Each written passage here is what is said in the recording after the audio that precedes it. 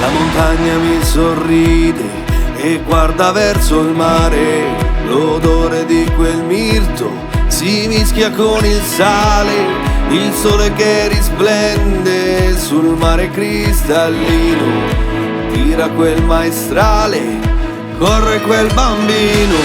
La mente mia che viaggia ritorna in un secondo a quando ragazzino giocavo a nascondino lì nel mio paese, perla di Sardegna, tra la montagna e il mare, il più bello della terra. Sì, il più bello della terra. Sì, Sardegna. Sì, Sardegna.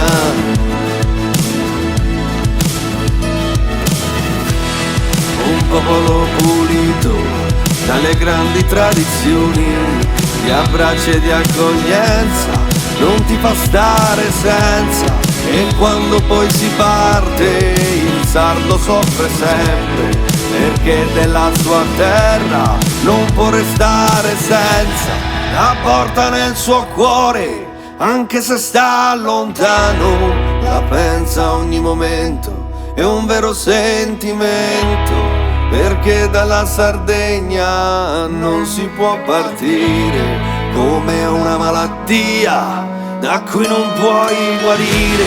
Domenica è una festa per tutta la famiglia, mi perdo dentro gli occhi di mia figlia, insieme con gli amici si scende verso il mare, bevendo 4 birre e poi tutti a cantare, cantare della vita e della nostra terra, dei tramonti che regala dietro a capoterra, mangiando e poi cantando, bevendo e poi scherzando. Questa è la Sardegna di cui ti sto parlando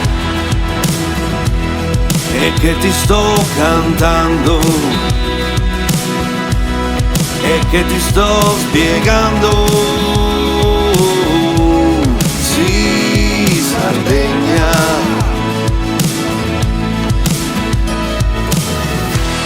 Cantare della vita e della nostra terra, dei tramonti che regala dietro a capoterra, mangiando e poi cantando, bevendo e poi scherzando.